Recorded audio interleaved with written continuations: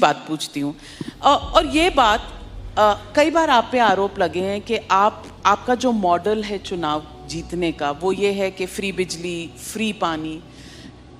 You are somebody who understands numbers. आप Indian revenue service में रहे हैं, नंबर्स आपको पता है, टैक्स कलेक्शन कैसे होती है, टैक्स की रिक्वायरमेंट किन चीज़ों के लिए होती है।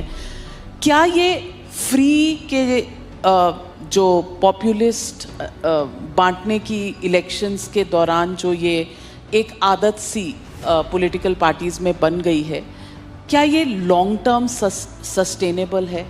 क्या ये गुड पॉलिटिक्स है? बहुत अच्छी पॉलिटिक्स है, सबको करनी चाहिए।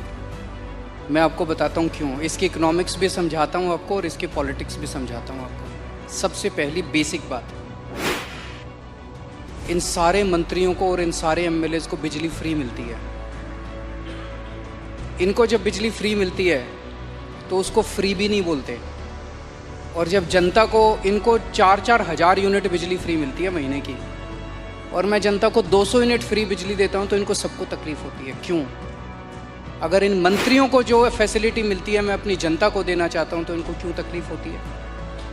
इन सारे मंत्रियों को और एमएलएज और एमपीज़ का सारा इलाज का खर्चा फ्री है। कोई बीमार हो जाए इनके घर का सारा फ्री है। तो अगर मैंने अपने दिल्ली के लोगों का इलाज फ्री कर दिया तो इनको क्यों तकलीफ होती है? जो जो चीज़ें इन मंत्रियों को और इन संतरियों को मिलती है मैं अपने लोगों को देना चाहता हूँ, नंबर 1। दूसरी चीज़, अगर मैं, एक समय था जब मैंने सुना था कि राजनीति के अंदर एक समय था जब फ्री बांटते थे, और फ्री बांटने का पैसा कहाँ से आता था? सरकार लोन लेती थी और लोन लेके उस पैसे से फ्री बांटते थे। That is not good economics. अगर मैं, आपके पास जो पैसा है उस पैसे से उसमें आपके टैक्स नहीं बढ़ा रहा, टैक्स उतना ही है, मैं घाटे में नहीं। आज दिल्ली सरकार पूरे देश में अकेली सरकार है जो फ़ायदे में चल रही है, घाटे में नहीं चल रही।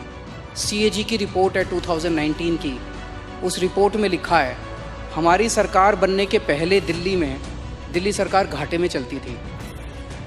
हमारी सरकार बनने से तब से लेके आज तक दिल्ली सरकार अकेली सरकार है पूरे देश के अंदर जो फ़ायदे में चल रही है। मैं सरकार फ़ायदे में चला रहा हूँ, मैं कोई नया टैक्स नहीं लगा रहा, मैं कोई लोन नहीं ले रहा। अगर मैंने करप्शन ख़त्म करके पैसा बचा के लोगों को अगर सुविधाएं दे दी तो क्या बुरी बात की?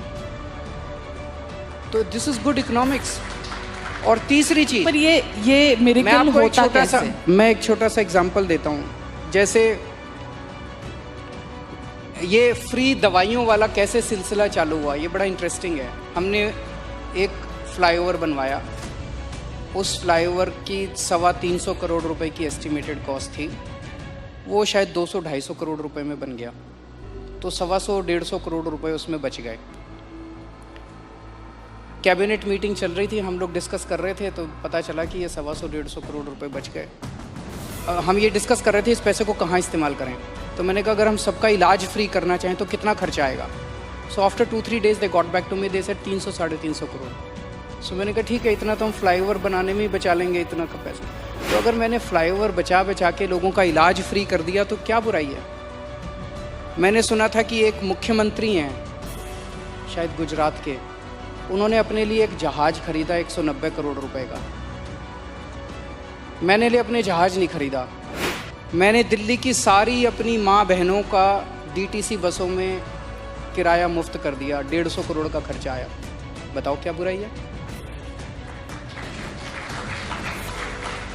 So good politics and good economics, ये कर रहे हैं हम लोग। तो आपके पास ये कौन सा ऐसा फॉर्मूला है जिससे आप फ्री में भी देते हैं फिर भी आपकी सरकार जो है वो घाटे में नहीं, फ़ायदे में है? ईमानदारी, सही नियत, बस और कुछ नहीं है। मैं बहुत छोटा हूँ, मेरा एक्सपीरियंस भी बहुत छोटा है, लेकिन मेरा 5-7 साल का सरकार चलाने का एक्सपीरियंस ये कहता है कि किसी भी सरकार में पैसे की कमी नहीं है। मैं ब्लैंकेट स्टेटमेंट दे रहा हूँ, किसी भी राज्य सरकार में और किसी भी केंद्र सरकार में पैसे की कमी नहीं है, नीयत की कमी है।